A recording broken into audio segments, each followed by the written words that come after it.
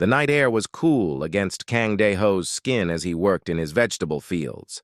The moon cast long shadows between the rows of cabbage and radishes. He moved slowly but steadily, his hands knowing exactly which vegetables were ready for harvest. This was the farm his grandfather had built, and his father had worked, and now it was his turn to tend the soil.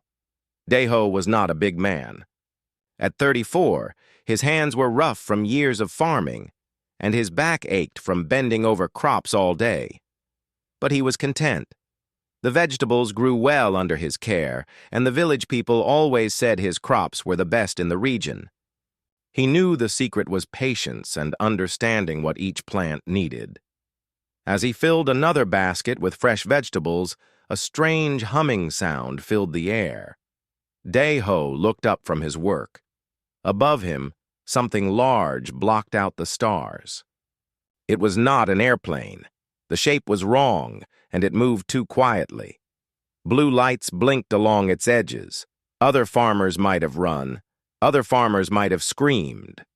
But Dae-ho had learned from his grandfather that when strange things happened, it was better to watch and understand before acting. He set down his basket and waited. A beam of light shot down from the craft. Where it touched the ground, the earth began to glow. Dae-ho felt a strange tingling in his feet, then his legs. He tried to move, but found he could not. The light was pulling him upward, lifting him from his beloved fields. As he rose into the air, Dae-ho looked down at his farm one last time. The vegetables he had been harvesting lay scattered on the ground. He hoped someone would gather them before they spoiled. Waste always troubled him. Inside the craft, Dae-ho found himself in a metal room with bright white walls. He was not alone. About 20 other humans stood around him, all looking scared and confused. Some were crying. Others were shouting questions that no one could answer. A few were trying to break down the walls with their bare hands. Dae-ho stood quietly and watched. The room was about the size of his barn back home. The walls were smooth metal with no visible doors or windows. The air smelled strange, like metal and something else he could not identify. Most importantly, he noticed that the floor had small holes in it, and air was flowing up through them. Someone had designed this room to keep people alive and comfortable. That told him something important. Whatever had taken them wanted them alive and healthy. This was not about killing. It was about using them for something. The door opened with a soft hiss. 3 tall figures entered the room. They looked almost human, but not quite. Their skin was pale blue and they had large black eyes. They wore dark uniforms with strange symbols. One of them, who seemed to be the leader, spoke in a harsh voice. "Humans," the figure said. The words came out strangely, as if the creature was not used to speaking their language. "You have been selected to serve the Villani Empire. You will work. You will obey. You will not resist." The other humans began shouting again. Some demanded to be released. Others asked about their families. A woman near Dae-ho started crying louder. But Dae-ho remained quiet and continued to observe. The blue-skinned leader pointed at several humans. You, and you," it said. "Come forward." The selected humans did not move. They were too frightened. The leader made a gesture, and 2 smaller creatures entered the room. These new beings looked like insects walking on 2 legs. They grabbed the selected humans and dragged them out. "This is how it will be," the leader announced.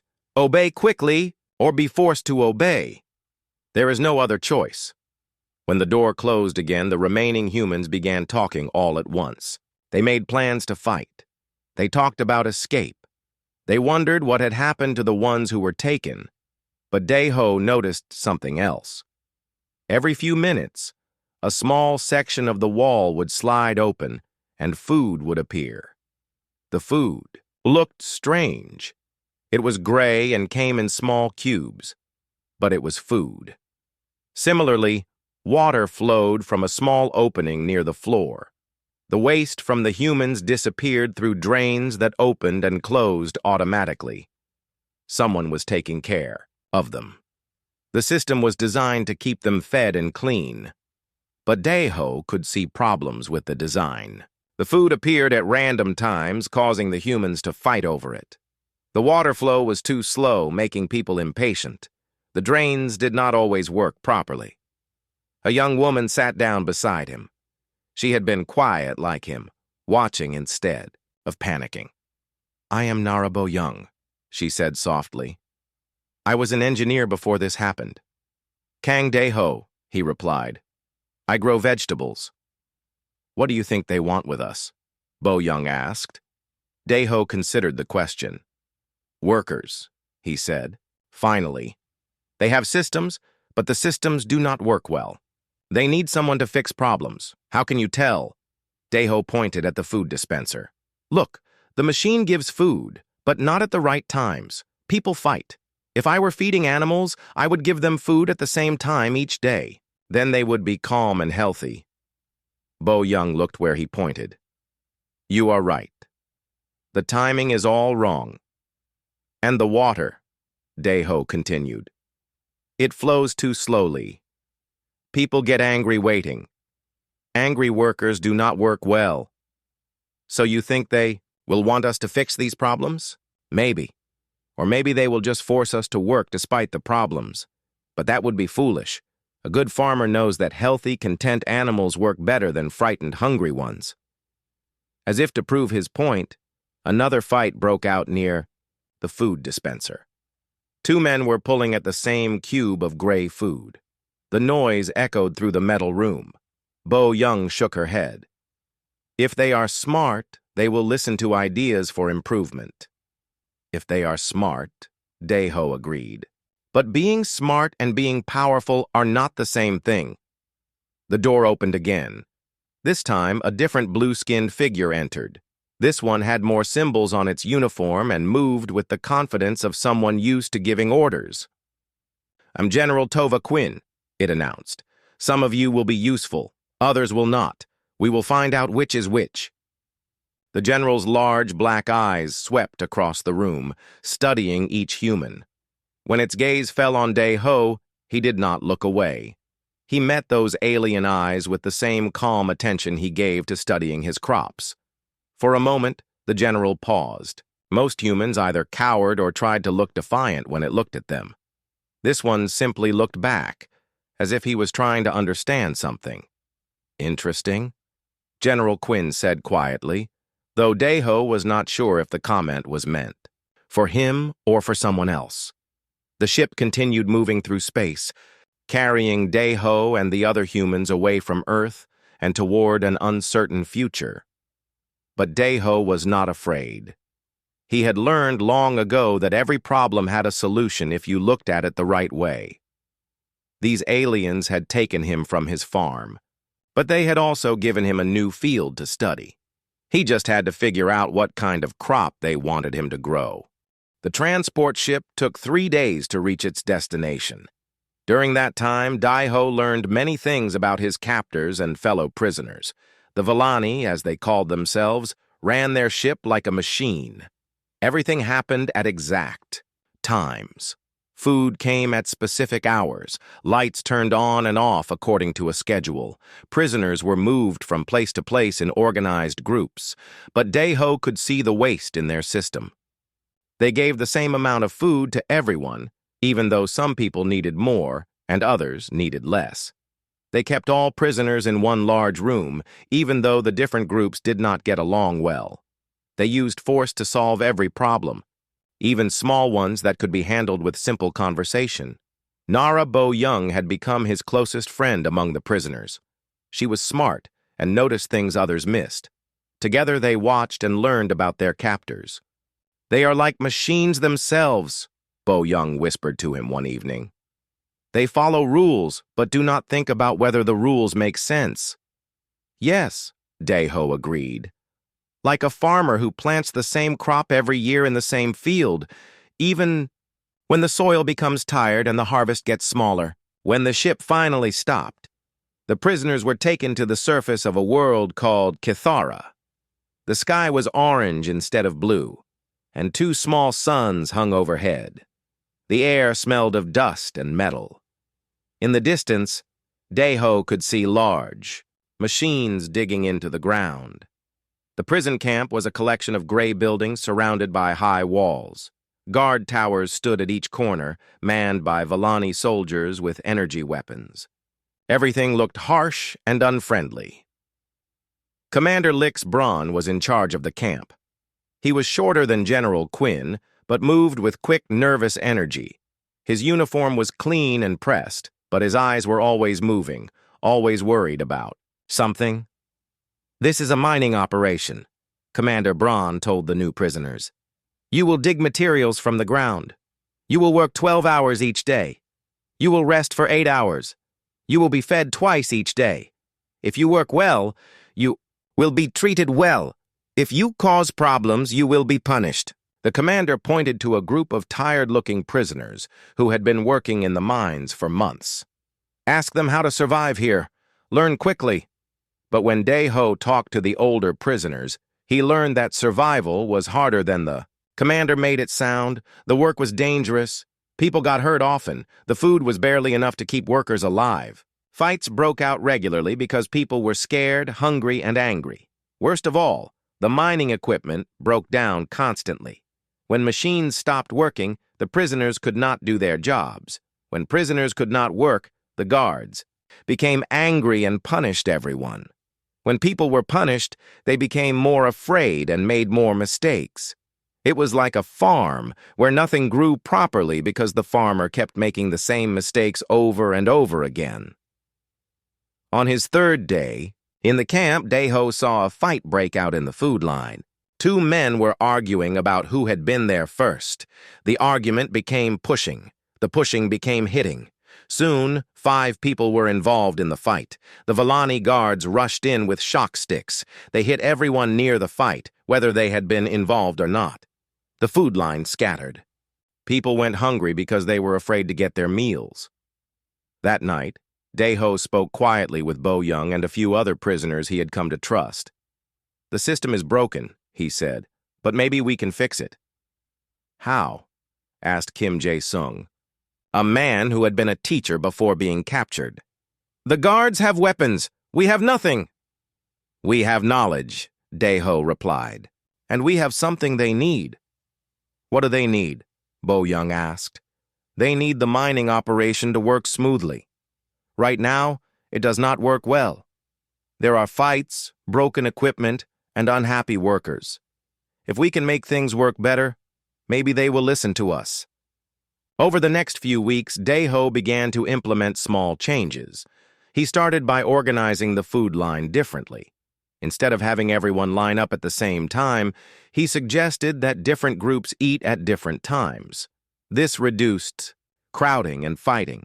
He noticed that some prisoners were good at fixing machines, while others were strong diggers, and still others were good at planning and organizing. But the Volani assigned jobs randomly, putting machine fixers in digging crews and strong diggers on repair teams. Deho began quietly talking to people. He suggested small trades and changes. A good mechanic would help fix another team's equipment in exchange for help with heavy lifting. People with different skills started working together instead of competing. He called it companion planting, like in his vegetable garden back home. Some plants helped others grow better when they were planted together. Tomatoes grew better, next to basil. Corn, beans, and squash helped each other when planted as a group. The same thing worked with people. Within a month, the section of the mine where Deho worked was producing more materials than any other section. The equipment broke down less often. There were fewer fights and injuries. Even the guards noticed the difference. Commander Braun called Deho to his office. The commander's desk was covered with reports and charts. His face looked tired. "Your section is performing well," the commander said.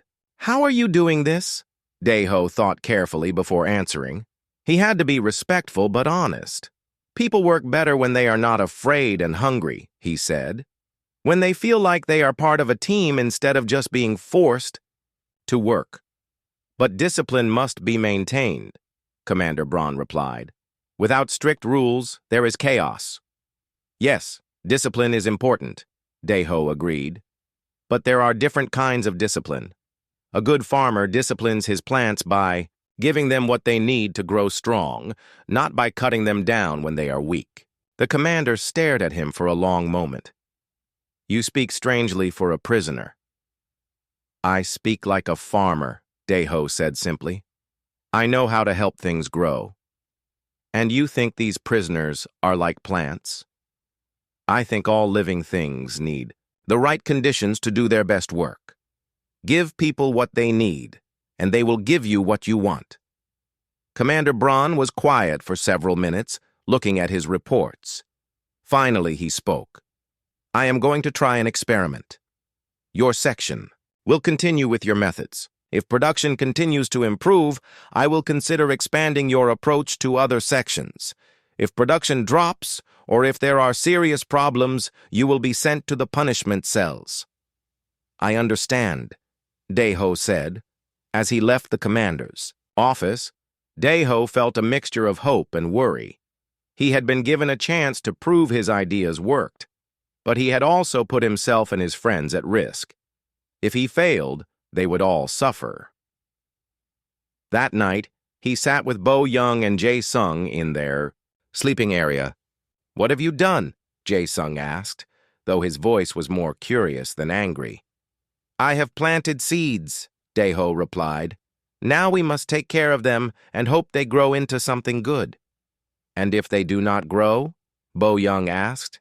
Deho looked out through the small window at the orange sky of this alien world. Somewhere out there, beyond the walls and guard towers, was his farm back on Earth. He wondered if anyone was taking care of his vegetables.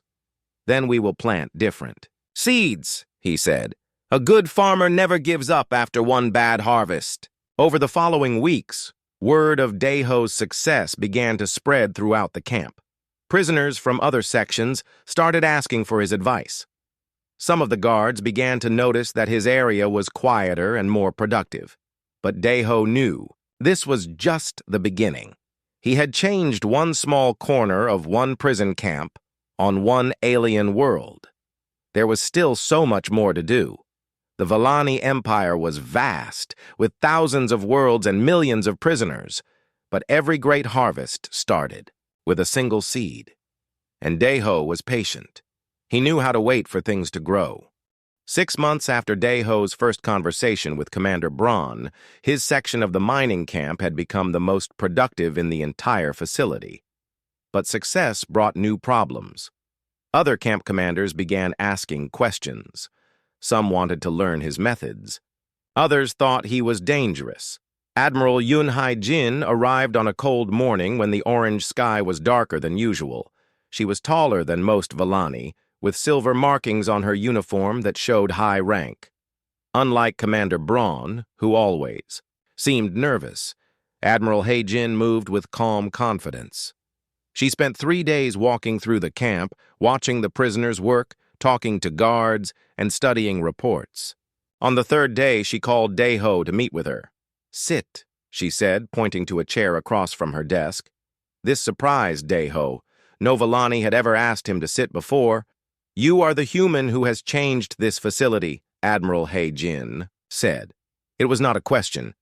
I have tried to help people work together better, Deho replied carefully. Production in your sections is up 40%. Equipment failures are down 60%. Medical incidents have dropped by half. These are significant improvements. Deho nodded but said nothing. He had learned that it was often better to listen than to speak. How did you do this? The Admiral asked. People work better when they are treated well, Deho said, when they feel like their efforts matter. But these are prisoners, slaves. Why should their feelings matter? Deho thought about how to answer this question. He could see that Admiral Hai-jin was genuinely curious, not trying to trap him. On my farm, he said slowly, I had chickens. I could force them to lay eggs by keeping them in small, dark cages and taking their eggs every day. They would lay eggs, but not many. and the eggs would be small and weak. But if I gave them room to move, good food, and clean nests, they would lay more eggs. Bigger, stronger eggs. The chickens were happier, and I got better results. Admiral He-jin leaned back in her chair. You compare our prisoners to chickens? I compare all living things to growing things, Dae-ho said. Give them what they need, and they will give you what you want. But you have to understand what they really need. And what do these prisoners really need? Hope, purpose, the feeling that their work matters, respect for their skills and knowledge. The Admiral was quiet for several minutes. Finally, she spoke again. There are other facilities with problems, factories that do not produce enough, mining operations that fail, research stations where the workers fight each other instead of doing their jobs. Dae-ho waited. I am going to transfer you to these facilities. You will have 1 month at each location to implement your methods. If you succeed, you will be given more freedom and better living conditions. If you fail, I understand, Dae-ho said. There is one more thing, Admiral He-jin added. You may choose 5 other prisoners to accompany you. Choose wisely. That evening, Dae-ho met with his closest friends in the camp. Bo-young was an obvious choice. Her engineering skills had been crucial to many of his improvements. Jae-sung had proven good at teaching and organizing people. He also chose Park Min-ho, a former factory manager who understood production systems, and Lee Soo-jin, a young woman who had shown talent for understanding different alien species. His 5th choice surprised everyone. He picked Choi Yoon-ji, a Volani guard who had started implementing some of his suggestions in her own section. She is not a prisoner, Bo-young pointed out. Can you even choose her? Admiral He-jin said I could choose 5 others to accompany. Me? Dae-ho replied. She did not say they had to be prisoners. When Dae-ho made his request, Admiral He-jin raised her eyebrows. You want to include a Volani guard in your team? She understands both sides, Dae-ho explained. She can help other Volani see that these methods work without threatening their authority. Interesting choice, the Admiral said. After a moment, she nodded. Very well. Their first assignment was a weapons factory on the industrial world of Vex 7. The factory had been falling behind its production quotas for months. The workers were a mix of different alien species, and fights between the groups were common. Equipment was old and poorly maintained. The factory director, Commander Zara Novik, was clearly unhappy about their arrival. I run a disciplined operation, she told Dae-ho on his first day.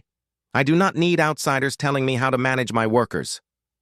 But Commander Novik's disciplined operation was failing. Dae-ho could see the problems immediately. The different alien species were kept strictly separated, even though some had skills that others needed. The work schedule was rigid and did not account for the different biological needs of different species.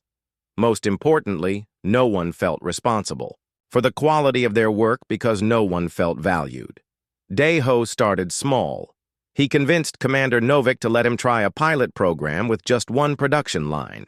Instead of keeping species separated, he created mixed teams where each member contributed their natural strengths. The bird-like Ketha were excellent at precise work. The strong, slow Thrang were perfect for heavy assembly. The quick-thinking humans were good at coordination and problem-solving. Within 2 weeks, that production line was outperforming all others. Commander Novik was skeptical at first, but the results were undeniable. How did you know these species would work well together? She asked. I watched them, Dae-ho replied. I saw what each group was good at and what they struggled with. Then I put them together so they could help each other. It is like ecosystem design, Bo-young added. In nature, different species support each other.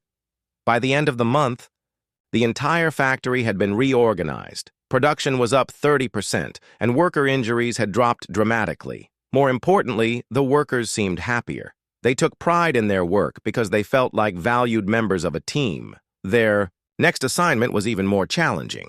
The research station on Calax 3 housed scientists from 12 different species, all working on advanced technology projects. But instead of cooperating, the scientists spent most of their time arguing about whose ideas were better and sabotaging each other's experiments. The station director, Dr. Vex Torun, was a brilliant researcher but a terrible manager. He had tried to solve the conflict by giving each species their own isolated laboratory. This had reduced fighting, but also eliminated any chance for collaboration. Scientists are not like factory workers, Dr. Torun warned Deho. They are individuals, geniuses. They cannot be managed like common laborers.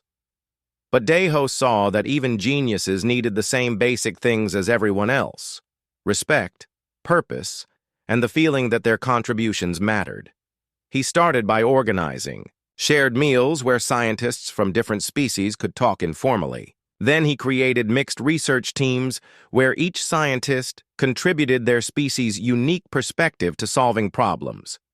The breakthrough came when a human physicist working with a crystalline Vorth mathematician and a gas-form Nexari energy specialist solved a problem that had puzzled the station for years. Their different ways of thinking about energy and matter complemented each other perfectly. It is like planting corn, beans, and squash together, Deho explained to Dr. Torun. Each plant helps the others grow stronger. By the end of his month, at the research station, collaborative projects were producing results faster than anyone had expected. Dr. Torun admitted that he had learned more about management in 1 month than in his previous 10 years as director. Word of Deho's successes spread throughout the Volani Empire. Some commanders requested his help. Others viewed him as a threat to traditional authority. Admiral He-Jin received reports from facilities across the Empire, all asking for the human problem solver. But not everyone was pleased with the changes. General Tova Quinn, who had first captured Deho, began to worry that giving prisoners too much freedom and respect would lead to rebellion.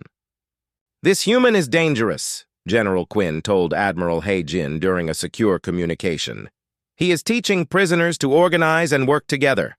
That is how rebellions start. He is also increasing productivity and reducing problems," Admiral Yu He-Jin replied. "His methods are getting results." "Results are not worth the risk of losing control," General Quinn argued. But before they could resolve this disagreement, a new crisis emerged that would change everything. Long-range sensors detected a massive fleet approaching Volani space. The Keth hegemony, their most dangerous enemy, was preparing for war. Suddenly, the Volani Empire needed every advantage they could get. And Deho's ability to organize people and solve problems had caught the attention of the highest levels of command. The farmer from Earth was about to face his biggest challenge yet. The emergency alarm woke Deho before dawn. Throughout the research station on Calax 3, lights flashed red and urgent announcements echoed through the corridors. The Keth hegemony had crossed into Volani space with a fleet larger than anything seen in 50 years. Dr. Vex Torun found Deho in the dining hall, where he had been having his morning meal with the mixed species research teams. "All non-essential personnel are being evacuated," Dr. Torun said, his voice tight with worry. "Transport ships are coming to take you and your team back to the prison camps." But before the transport could arrive, Admiral He-Jin's ship landed. At the station, she requested an immediate meeting with Deho and his team. "The situation is critical," Admiral He-Jin explained as they gathered in her ship's conference room. "The Keth are advancing on 3 fronts. Our military commanders are struggling to coordinate the defense. Supply lines are breaking down. Morale is collapsing." She activated a holographic display showing the war zone. Red symbols marked Keth positions advancing through Volani territory. Blue symbols showed Volani forces, but many were scattered and disorganized.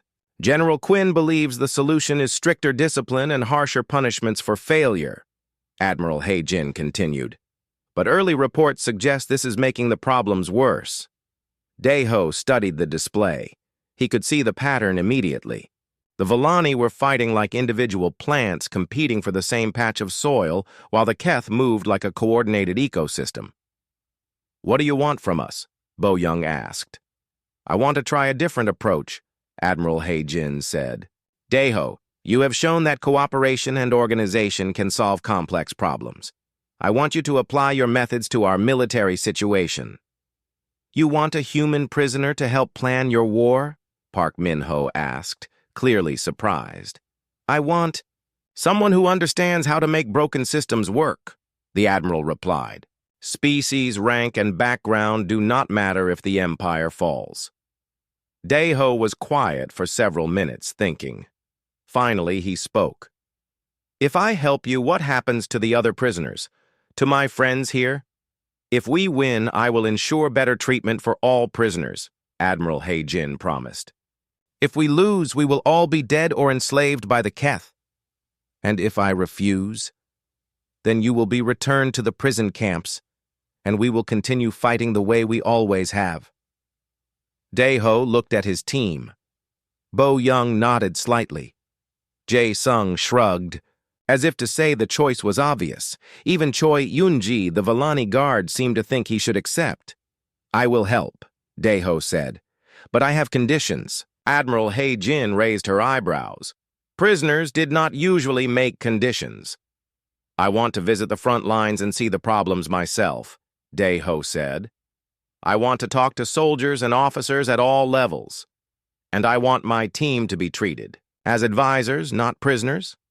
"Agreed," Admiral He Jin said after a moment. Their first stop was a supply depot on the border world of Nexus 4. The depot was supposed to be the central hub for distributing food, weapons, and medical supplies to the front lines. Instead, it was chaos. Ships arrived with supplies, but no one knew where to put them. Requests for materials came in faster than they could be processed. Different military units competed for the same resources. Valuable supplies sat unused while soldiers on the front lines went without food and ammunition. The depot commander, Colonel Tam Harrox, was trying to solve the problems by working longer hours and shouting louder orders. But the harder he pushed, the more mistakes his staff made. "The system is overwhelmed," Bo Young observed after watching for a day. "No," Daeho corrected. "The system is fighting itself." He had seen the same problem on farms during busy harvest seasons. When too many workers tried to do too many tasks without coordination, they got in each other's way and nothing got done efficiently. Daeho spent time talking to the supply clerks, the loading crews, and the transport pilots. He learned that each group understood their own job well, but no one had a clear picture of how all the jobs fit together. "It is like having 3 farmers all trying to harvest the same field at the same time," he explained to Colonel Harrox. "They will compete and interfere with each other instead of working together." Daeho proposed a new system. Instead of having all units compete for supplies, he created a flow system based on priority and timing. Critical medical supplies went out first, followed by ammunition, then food and equipment. Each type of supply had its own processing line, but all the lines were coordinated. More importantly, he created feedback loops. Transport pilots reported what they saw at the front lines. Combat units reported what they actually needed versus what they were receiving. This information was used to adjust the supply priorities in real time. Within a week, the depot was running smoothly. Supplies reached the front lines faster and more accurately. Colonel Harrox, who had initially been skeptical, became one of Daeho's strongest supporters.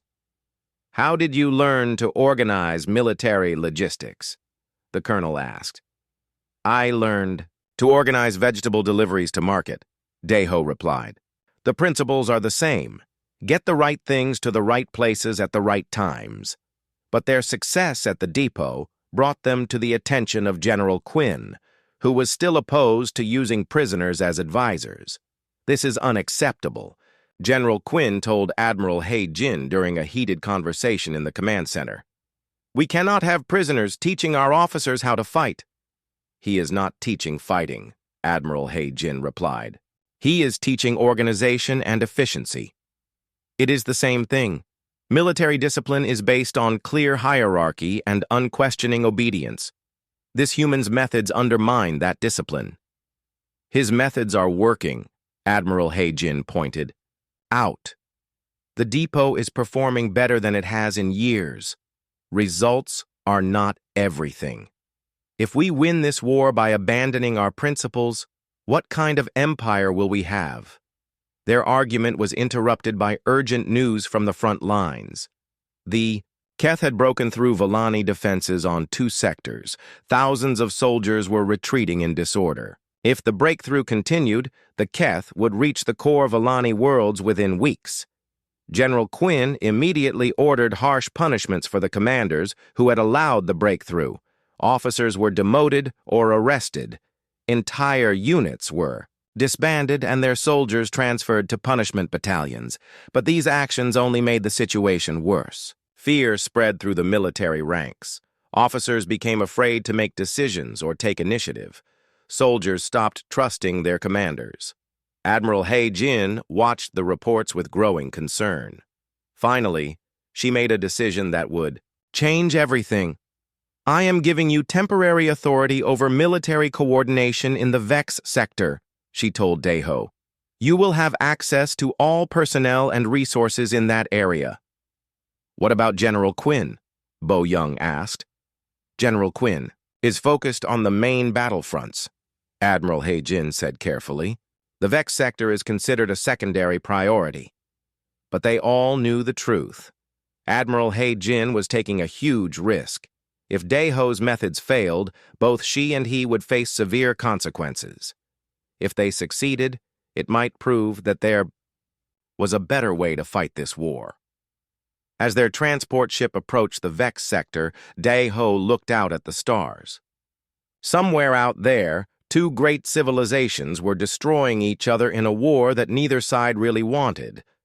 He thought about his grandfather's words. Sometimes the best way to save a field is to stop fighting the weeds and start growing stronger crops. The question was whether he could help both sides grow something stronger than war itself. The ship's communication system crackled with reports from the front lines. Battles raged across a dozen worlds. Ships burned in the vacuum of space. Soldiers died far from home. But Daeho was not thinking about battles and weapons. He was thinking about soil and seeds, about the conditions needed for things to grow instead of die. Perhaps it was time to plant something new. The command center on the battleship Eternal Victory buzzed with activity when Daeho and his team arrived in the Vex sector. Officers shouted orders across the room, while holographic displays showed the positions of hundreds of ships and thousands of soldiers. Red warning lights flashed as reports came in from the front lines. Commander Yoon Seo-jin, the sector military leader, met them at the entrance. She was young for such a high position, and her uniform showed signs of many sleepless nights. I hope you can work miracles, Commander Seo-jin said bluntly. Because we need one. The Keth have pushed us back on all fronts. Our forces are scattered, our supply lines are broken, and morale is at the lowest point I have ever seen. Daeho looked around the command center. He saw the same problems here that he had seen in every failing organization. People working harder, instead of smarter. Complex systems that no one fully understood. Fear driving decisions instead of wisdom. Show me the current battle plans, he requested. Commander Seo-jin activated the main display. It showed a complex arrangement of ship, movements, supply routes, and defensive positions. Every detail had been planned precisely, but Daeho could see immediately why it was not working. Your plan treats each unit like a separate farm, he observed. But you are trying to grow the same crop in every field. I do not understand, Commander Seo-jin said. You have fast ships, heavy ships, and support ships. You have experienced crews and new crews. You have units that are good at attack and units that are good at defense. But your plan uses them all the same way. Bo Young stepped forward with her datapad. Look at the supply requirements. Every unit is requesting the same resources, even though they have different needs and capabilities.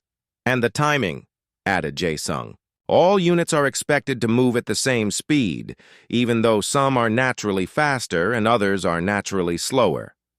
Dae-ho walked to the center of the room where everyone could see him. In farming, we call this monoculture.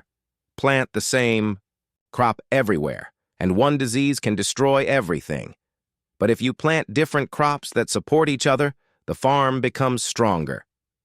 You want us to change our entire military strategy based on farming advice? Asked Captain Lee Jong-soo, one of Commander Seo-jin's senior officers. I want you to stop fighting against your own strengths, Dae-ho replied calmly. Over the next several hours, Dae-ho worked with the command staff to redesign their approach. Instead of trying to make all units do the same things, they created what he called ecosystem warfare. Fast, lightly armed ships became scouts and harassers, like birds that warn of danger and pick off small threats. Heavy battleships became the strong trees that could withstand major attacks and provide shelter for smaller units. Support ships became the root system, providing nutrients and communication throughout the formation. Most importantly, they stopped trying to control everything from the command center. Instead, they gave each unit clear goals and the freedom to achieve those goals in the way that worked best for their capabilities. But how do we maintain coordination? Commander Seo-jin asked. If everyone is acting independently, how do we ensure they work together? The same way a forest stays coordinated, Dae-ho answered. Through communication and mutual support. Trees share nutrients through their roots. Animals warn each other of danger. Each part helps the whole, not because they are forced to, but because it helps them survive. The first test of the new system came sooner than expected. Keth forces launched a major attack on the mining colony of Zerion 7. Under the old system, all Volani ships would have rushed to defend the colony in a direct confrontation. Instead, Dae-ho suggested a different approach. Fast ships harassed the Keth fleet from multiple directions, forcing them to spread their defenses. Heavy ships positioned themselves to cut off the Keth retreat route. Support ships worked to evacuate civilians while jamming Keth communications. The result was a decisive victory with minimal Volani losses. But more importantly, the captured Keth soldiers were treated well instead of being executed or tortured. Dae-ho had convinced Commander Seo-jin that enemy prisoners could provide valuable intelligence if they were treated with respect. This is against military protocol, Captain Jong-soo objected. Enemy prisoners should be interrogated harshly to extract information. A plant that is damaged will not grow well, Dae-ho replied, but a plant that is cared for will produce a good harvest. His approach worked. The captured Keth soldiers, surprised by their humane treatment, provided detailed information about their fleet's plans and weaknesses. Some even began to question why they were fighting this war. Word of the victory spread quickly through both fleets. Volani forces gained confidence in their new tactics. But among the Keth, rumors began to spread about Volani commanders who fought with honor and treated prisoners well. Admiral Hae-jin arrived in the Vex sector to see the results for herself. She was accompanied by several other high-ranking officers who had heard about the new tactics. Explain to me how a human prisoner has achieved better results than our trained military commanders, Admiral Hae-jin requested during a private meeting. I did not achieve anything, Dae-ho replied. Your soldiers and officers achieved it. I just helped them see how to use their strengths instead of fighting against them. But the tactics are completely unconventional. Conventional tactics were not working. Sometimes you must try something new if you want different results. Admiral Hae-jin studied the battle reports. The casualties are remarkably low, both our losses and enemy losses. Death is waste, Dae-ho said simply. A good farmer does not waste anything that could be useful. Over the following weeks, other sector commanders began requesting permission to implement similar tactics. Some were successful. Others struggled because they tried to copy the methods without understanding the principles behind them. General Quinn became increasingly concerned about these developments. He arrived in the Vex sector with a fleet of his own ships and a direct order from the Villani High Command. "This experiment has gone far enough," General Quinn announced during a tense meeting with Admiral He Jin and Dae-ho. "The High Command has decided that unconventional tactics are too risky. All forces will return to standard military doctrine immediately." "But the results speak for themselves," Admiral He Jin protested. "Casualties are down, morale is up, and we are winning. Battles. Temporary results," General Quinn dismissed. "These tactics work only because the enemy has not adapted to them yet. When they do, we will be vulnerable." "And what if the enemy adapts to our standard tactics?" Dae-ho asked quietly. General Quinn turned to face him. "You forget your place, prisoner. You are here only because we allow it." "Yes," Dae-ho agreed. "I am here because you allow it. But the problems you face exist whether I am here or not." Before General Quinn could respond, urgent alarms began sounding throughout the ship. The sensors had detected a massive Keth fleet approaching their position.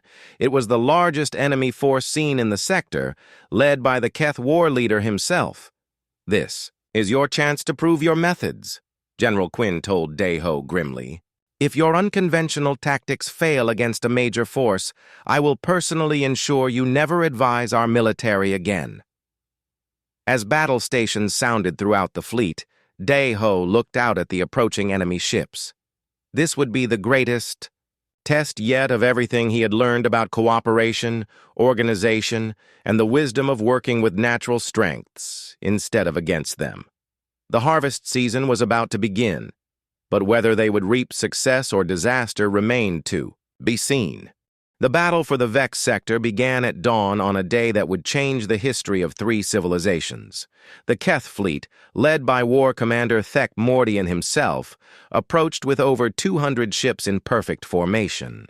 Their strategy was simple and direct: overwhelm the Villani forces with superior numbers and firepower.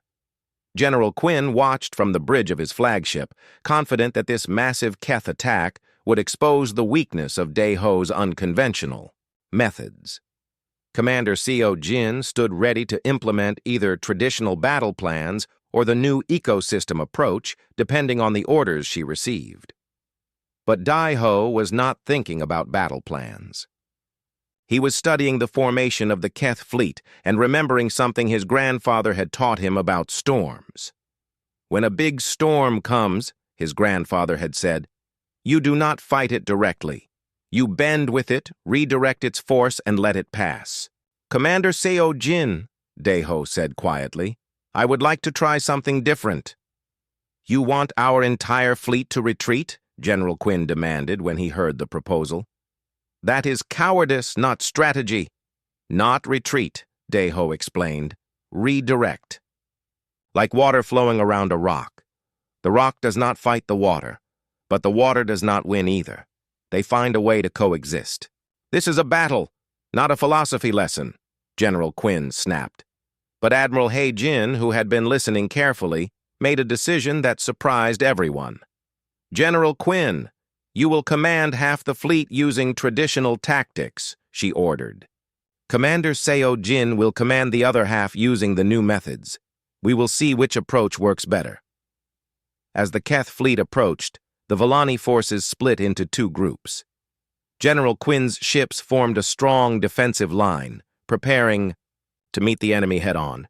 Commander Seo Jin's ships scattered into small mobile groups that moved like schools of fish.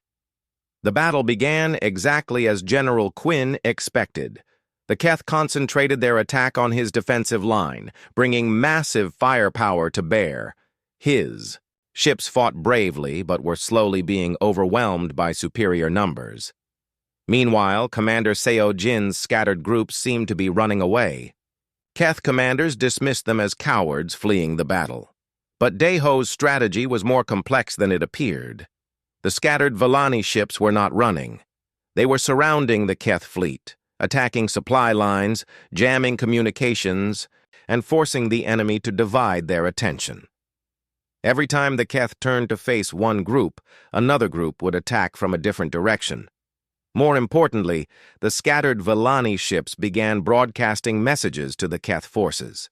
Instead of typical military threats, they broadcast stories about captured Keth soldiers who had been treated well, about battles where both sides had fought with honor, and about the possibility of ending the war through negotiation rather than destruction. At first, the Keth ignored these broadcasts, but as the battle continued and Keth casualties mounted, some soldiers began to listen. They heard about Villani commanders who valued life over victory, who treated enemies as potential friends rather than objects to be destroyed. The turning point came when a damaged Keth cruiser was surrounded by Villani ships. Under normal circumstances, the Keth crew would have fought to the death rather than surrender, but instead of attacking the helpless ship, the Villani vessels offered medical assistance and safe passage. "This is unprecedented," War Commander Mordian said as he watched the scene unfold on his command screen. "They could destroy that ship easily, but they choose not to." "It could be a trap," his aide suggested. "No," Commander Mordian replied slowly. "I have fought the Villani for 20 years. They do not set traps by showing mercy." When the damaged Keth cruiser accepted the Villani offer of help, something remarkable happened. Other Keth ships began to hesitate in their attacks. Crews started asking questions about why they were fighting and whether there might be another way. General Quinn, still fighting his traditional battle against the main Keth force, was furious when he saw Villani ships helping enemy vessels. "They are aiding the enemy!" he shouted into his communicator. "This is treason!" But Admiral He-Jin was watching the larger picture. The scattered Villani forces had successfully broken up the Keth formation. Enemy ships were confused and disorganized. Most importantly, the psychological impact of treating enemies with respect was causing cracks in Keth morale.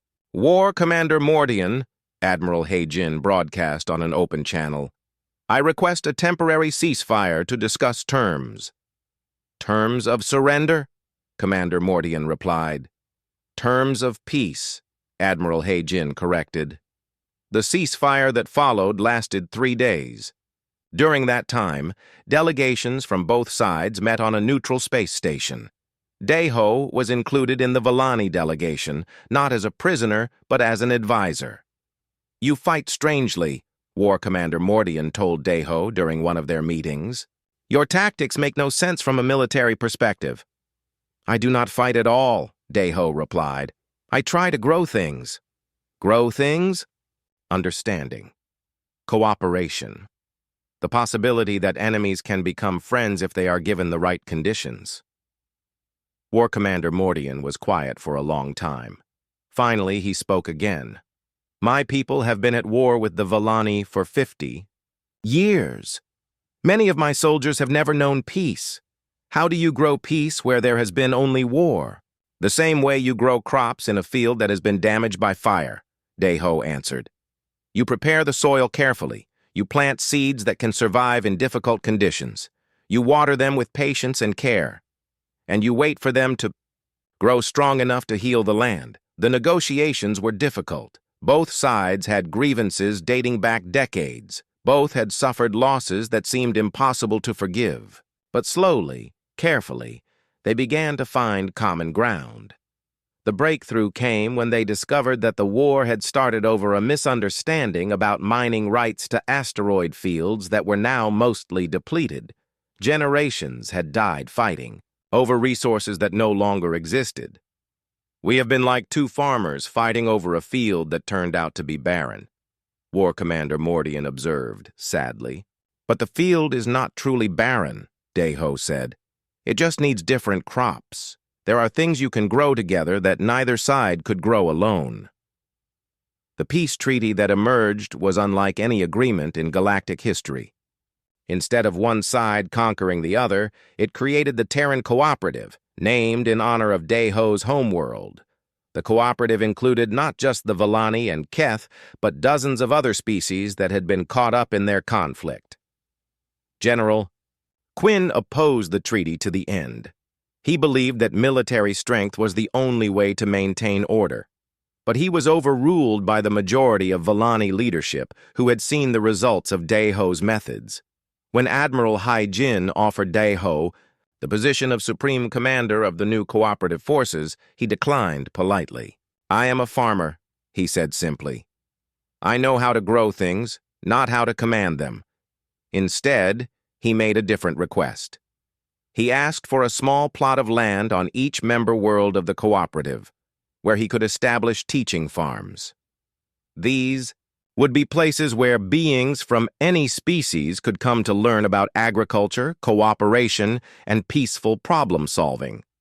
The first teaching farm was established on a world called New Harmony. Students came from across the galaxy.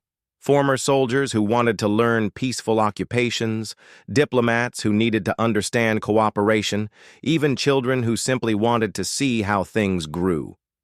Choi Yunji, the former Vellani guard, became the first director of the Interspecies Agricultural Program. Park Min-ho established a center for teaching organizational efficiency. Nara Bo-young created an engineering school that focused on sustainable technology.